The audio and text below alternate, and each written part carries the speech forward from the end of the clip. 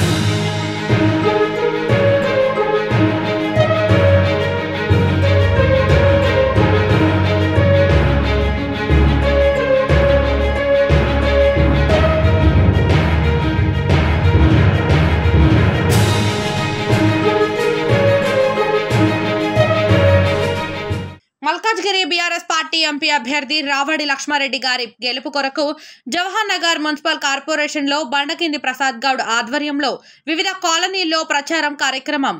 జవహర్ నగర్లో మాజీ మంత్రి మరియు ఎమ్మెల్యే మల్లారెడ్డి గారి వల్లనే అభివృద్ధి జరిగింది. ప్రధాన రహదారితో పాటు పలు కాలనీల్లో సీసీ రోడ్డుల్లో డ్రైనేజీ పైప్ లైన్ వేయడం జరిగింది. అలాగే జవహర్ నగర్లో బీఆర్ఎస్ ప్రభుత్వం ఉన్నప్పుడే ప్రజలకు సంక్షేమ పథకాలు అందినాయి.